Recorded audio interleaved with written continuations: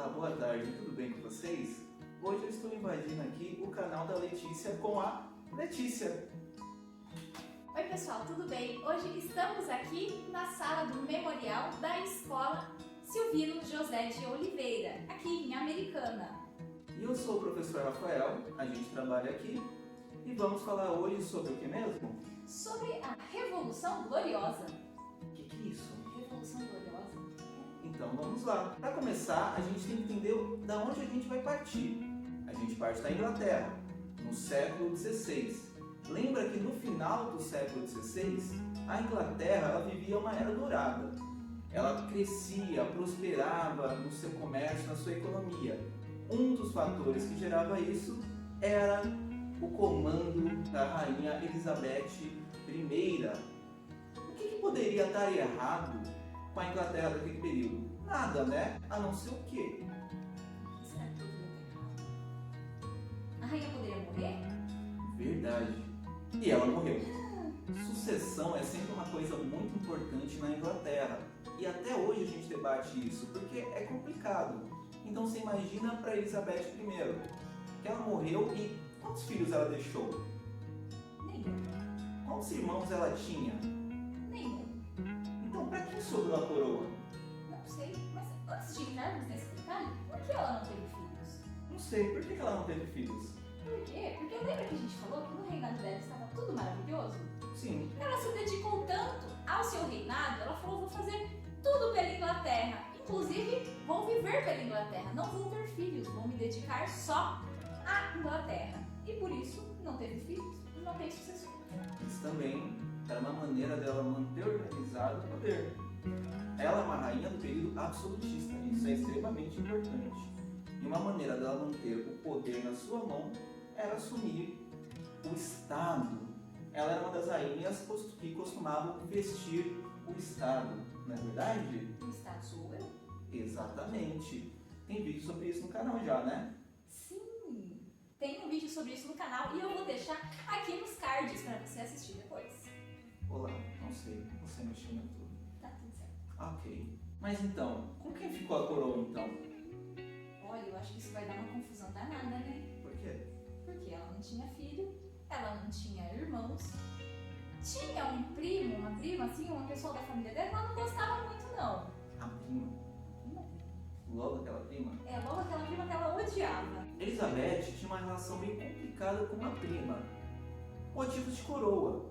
Essa prima queria a coroa da Inglaterra, mas Elizabeth a manteve. Mas, por ocasião do destino, como Elizabeth não deixou nenhum filho, nenhum irmão, nenhum sucessor, quem acabou com a coroa? Quem será? A família da prima. Então a gente vai ter na Inglaterra um rei que não é inglês. Não, um rei que é filho dessa rainha louca e que é escocês. Exato. A gente vai ter Jaime IV da Escócia se tornando Jaime I da Inglaterra. Ou King James. Ou King James, né? Ou o rei Jaime. É uma coisa interessante perceber que isso muda a dinastia da Inglaterra, né? Elizabeth, dinastia, Tudor. e rei Jaime, dinastia. Stuart. Olha só, isso mudaria muita coisa? Mas o que é uma dinastia? Traduzindo, a sucessão, a linhagem familiar, então, ia mudar completamente. Mas, assim como a rainha Elizabeth falecida não gostava muito lá do restante da família dela, dos Stuarts, querendo ou não, depois que eles assumem o governo, o povo da Inglaterra, os ingleses não vão gostar nem um pouquinho das decisões e do governo do rei Jaime I. Isso vai gerar então uma confusão danada e uma série de conflitos entre o rei, a coroa e o parlamento. Mas o que é o parlamento? O que é um parlamento? Parlamento na Inglaterra é mais ou menos o que a gente pode comparar com o legislativo aqui do Brasil. Você tem as câmaras que ajudam ou ajudavam ali nesse período o rei a ordenar. Várias tradições passavam pelo parlamento. Lembra que eu falei sucessão era complicado, o parlamento era responsável por garantir a tradição em todas as sucessões, analisar quem era o mais próximo para receber a coroa. Então o parlamento sempre está de pé quando o rei assume. Bom, mas apesar da confusão, da briga que ele vai ter com o parlamento, por não concordarem ali em algumas decisões, Jaime I então vai reinar ali até o fim da sua vida. Quem será que vai assumir o trono depois que ele morrer? Ora, se é uma coroa por sucessão, ele tinha um parente próximo? Sim, ele tinha um filho. Ora, então vai para o filho dele, Carlos. Exatamente. Então Carlos I vai assumir o trono da Inglaterra em 1625. Mas o clima vai continuar estranho lá. Por quê? O que acontece? Porque Carlos ele vai então tomar algumas decisões que vai desagradar muito o povo. O parlamento que ajudava ali o rei nas decisões, o que ele vai fazer? Fechar o parlamento. Não quero ninguém me ajudando, deixa que eu tomo as decisões sozinho. Um dos problemas do Carlos I é que ele seguiu mais ou menos algumas tendências parecidas com o pai dele. Aumentar os impostos, querer governar com poder que muita pessoa torcia o nariz. E quando torcia o nariz, ele resolvia ameaçar essas pessoas. Um dos maiores problemas foi quando ele entrou num conflito muito bravo, com o parlamento. Sim, mas esse problema antes foi motivado por uma coisa ali bem peculiar, né, mano? Como que é o nome da religião ali que o rei Henrique VIII formou? Qual a religião inglesa? Anglicana? O anglicanismo. Então, a religião oficial na Inglaterra ele é o anglicanismo. Mas naquela época, se o rei é anglicano, se o país é anglicano, todos têm que seguir aquela religião. Tinha ali, na época de Elizabeth, uma certa liberdade. Mas Carlos não aceitou isso. Carlos I vai falar não, então a gente vai começar a perseguir todos os que não são anglicanos. Ele vai ter um conflito sério com os puritanos e também com os presbiterianos. Essa parte dos puritanos é o que vai dar muita confusão, porque eles eram maioria dentro do parlamento. Vocês lembram da Elizabeth I? Ela favoreceu o comércio e a economia. E se tinha uma religião que misturava sua religião com a economia, eram os puritanos. Então eles cresceram, eles prosperaram. E nesse momento no parlamento, a gente pode falar que a maioria era puritano, inclusive alguns líderes ali dentro. Então, quando ele começou a perseguir esses religiosos, pensa, eles se sentiam perseguidos por ser do parlamento e por ser puritanos. Com tudo isso, então, vai acontecer na Inglaterra uma crise política. A população não vai gostar nem um pouco dessas coisas que estão acontecendo. E o rei vai precisar, de alguma forma, contornar ali a situação. De quem será que ele vai pedir ajuda para contornar tudo isso? De quem? Você não adivinha. O pai dele estava morto. Elizabeth também. Quem que tinha para ajudar o rei? Parlamento. Mas o parlamento... Sério? Sim! Aquele parlamento que ele fechou. Imagine só. Isso foi ali para 1640, né? Exatamente. Lembro disso. Lembro como se fosse ontem. Eu vou manter isso, hein? Tudo bem. Por que isso foi importante? Por que eu lembro isso tão bem? Porque ele retrouxe o parlamento para aprovar novas taxas. Ele só poderia aprovar as taxas com o parlamento. Agora ele precisa do parlamento, o parlamento é útil, né? Exato. Só tem que lugar.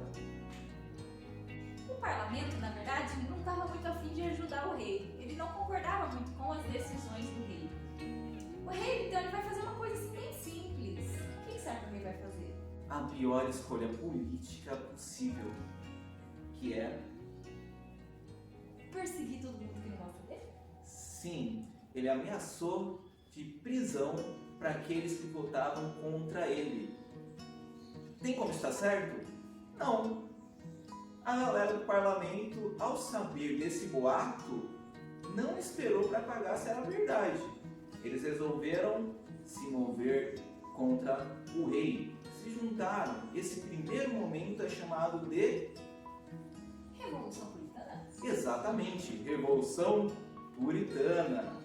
Por quê? Porque os puritanos não eram a maior parte do parlamento? Exatamente. Além da gente ter uma maioria puritana, o líder dessa revolução era um puritano. Certo? Você lembra o nome dele? É um nome difícil, né? Como é que se pronuncia isso? Era o Oliver Cromwell. Oliver Cromwell, ele mesmo. Oliver Cromwell, então, vai ser ali o líder do lado ali dos puritanos, do pessoal do parlamento que estava contra o rei. E Oliver Cromwell vai liderar um grande exército, pessoas que realmente foram lutar ali contra o exército real. E nós vamos ter então nessa revolta uma divisão. O rei recebia então o apoio da igreja anglicana e dos católicos. Já então o Oliver Cromwell ali tinha o apoio dos presbiterianos, dos puritanos e das pessoas ali da classe dos comuns ali no parlamento, ali a parte normal ali da população. Vamos falar, como Carlos não era um rei muito popular, o pessoal que era contra ele foi junto na onda. Carlos perdeu uma batalha, não foi isso? Foi preso, escapou, foi preso de novo. E se ele tentou escapar, tentou fugir, o rei traiu o rei. Nessas batalhas, impressionantemente, as tropas realistas que serviam aos reis foram derrotadas. O rei foi preso e ele foi condenado por traição ao Estado. Ou seja, o rei traiu a própria coroa. Lembra que na história absolutista, quando o rei trai a coroa, a pena costuma ser sempre a mesma. Ele é preso? É, mas não é só isso que acontece não. O que acontece no final? Acho que cabeças vão rolar. Exatamente. Então você vai ter um rei sendo decapitado. E agora, o rei está morto e a Inglaterra está novamente sem rei. Quem será que vai assumir o governo inglês nesse momento? Só tinha um líder possível. Um sucessor? Não, eles tinham acabado de cortar a cabeça de um rei, então eu acho que eles tinham medo de colocar um outro rei, não parecia uma boa ideia. Então, quem é que no momento tinha um papel de liderança na Inglaterra? Sim, ele mesmo, Oliver Cromwell. Eu não sei falar desse jeito. Mas tudo bem. Ele mesmo, Oliver Cromwell. Na verdade, Sim, ele que foi ali o líder do exército que estava do lado do parlamento. Ele estava do lado do parlamento. Olha que demais. é mesmo? Então, Será? e Oliver Cromwell então vai chegar ao governo. Ele vai se tornar rei da Inglaterra? Será? O que você acha? Não sei. Na verdade, eu não vou soltar spoiler. O que acontece? Ele não vai se tornar rei da Inglaterra, mas vai ser governante. Se a Inglaterra tem um rei, é porque ela era uma monarquia. Ele, na verdade, vai fazer essa monarquia ali na Inglaterra. Acabou a monarquia, agora é uma república. Uma república. O interessante é lembrar que essa república não vai ser igual às repúblicas que a gente tem hoje. É uma das primeiras repúblicas após as navegações. Então pensa, eles não sabiam como fazer. E ele chegou ao governo e proclamou ali a república com a ajuda do parlamento. Sabe o que ele vai fazer? O quê? Fechar o parlamento de novo. Acho que é a quarta vez que o parlamento é fechado só na nossa videoaula. Exatamente, ou mais ou menos, não sei. Mas Eu ele já- vai fechar o parlamento. Ele vai falar, não, pra que eu preciso de ajuda? Eu posso governar sozinho, eu posso criar as minhas próprias leis. E se fulano de tal tá falando mal do meu governo e quer me tirar daqui, sabe o que eu vou fazer? Vou seguir o fulano de tal, prender, matar, tá tudo certo. É curioso que, apesar de tirar o rei, eles estavam agindo exatamente como um rei. Sim, querendo ou não, poderia ser talvez um presidente, que não é presidente, governando de forma absoluta. Aí você fala, então tiraram ele do poder também. Não, ele não foi tirado do poder. Sabe por quê? Por quê? Apesar dele acabar se comportando como um rei absolutista, ele, como puritano, ele retrouxe algumas medidas muito parecidas da última vez que a Inglaterra tinha sido dourada. Sim, Elizabeth I. Então, na economia, muitas vezes ele repetia algumas coisas da Elizabeth I. Certo? Certo. Então o pessoal acabava aceitando. Ou seja, no final ele conseguiu governar até o final da vida dele. Sim, era uma república onde ele governou até a morte. Isso não é muito normal nos dias de hoje. Não é verdade? É verdade. Só que tem uma coisa mais curiosa. Quem assume o trono, que não era trono, na sequência, é o filho dele. Ué, mas não era uma república? É uma república absolutista? Era meio estranho. E tem um detalhe mais curioso. O filho do Oliver não estava preparado para ser rei. Nem um governante, nem um político. Todo mundo olha para ele e o que acontece? Acabam retirando o menino do poder. E foi assim que acabou a Revolução Puritana. Beleza? Então, Richard Cromwell foi deposto. Nesse momento, desde a morte do Oliver Cromwell, o parlamento voltou a existir. Lembra? Sempre vai mudar o rei, o parlamento ressurge. E Richard Cromwell, ele não fechou o parlamento. Eu acho que é o primeiro dessa história que não fechou o parlamento. Sem o Richard Cromwell, o parlamento tem que tomar uma decisão. Quem vai ficar no comando? Quem ficará no poder? E eles têm uma solução bem curiosa. O que eles fizeram? Aí eles iam ter que escolher alguém, né, pra governar, pra ser o novo rei, o presidente, o governante da Inglaterra. Sim. Quem que eles vão chamar? O parlamento, então, eles vão escolher Carlos II para ser o governante da Inglaterra. Ele é Carlos II? Então, seria ele filho do Carlos I? Aquele que foi decapitado? É. Ele mesmo. Voltava ao poder, então, a dinastia dos Stuarts. Exato. E ele não tá meio bravo que mataram o pai dele? Ah, com certeza, né? Decapitaram o pai dele, tiraram eles do poder. Para você ter ideia, ele teve que assinar um documento onde ele falava que ele não poderia se vingar de ninguém que tinha participado da Revolução Puritana. E ele assina, porque ele quer ser rei. Só que ele percebe que ele não pode se vingar de ninguém vivo. Aí ele se vinga dos mortos, não é isso? Se vingar dos mortos? Pois Como é. que alguém se vinga de morto? Essa galera era criativa. Tanto que o rei resolveu prender e decapitar o Oliver Cromwell, que já tinha morrido. Decapitado.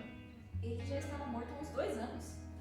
Imagina que triste foi o cara que desenterrou aquele corpo. É. Muito triste. Mas então Carlos II vai assumir o poder. Então acabou a república. Será? Me diga você. Vai voltar a família do antigo rei? Então, se tem rei, é o que mesmo? Monarquia. Monarquia? Monarquia.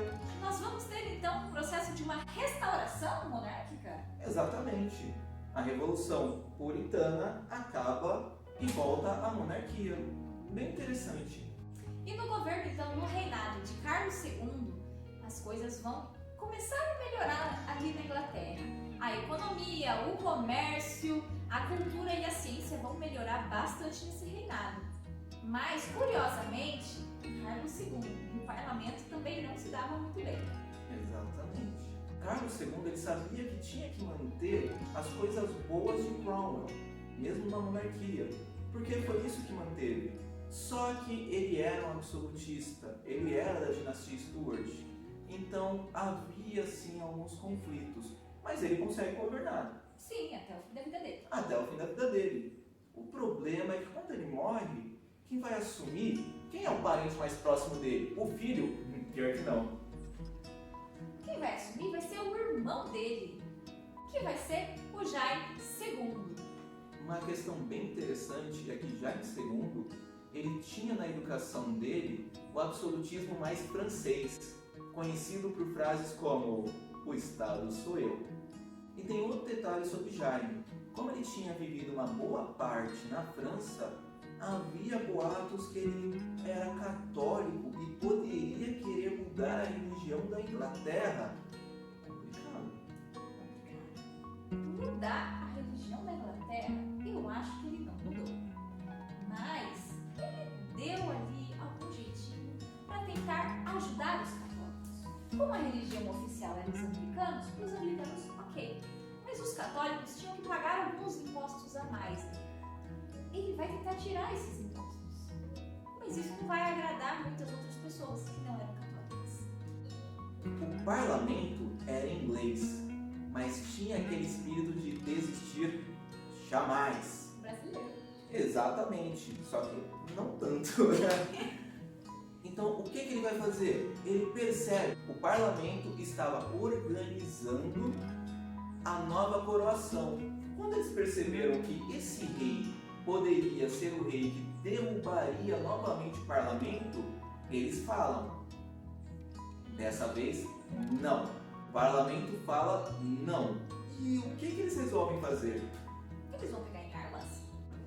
Poderia ser, mas não foi isso. Eles resolveram usar outra estratégia. Você lembra qual? Qual estratégia?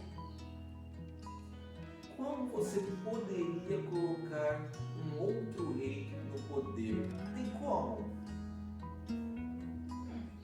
Talvez fosse alguém da família dele, né?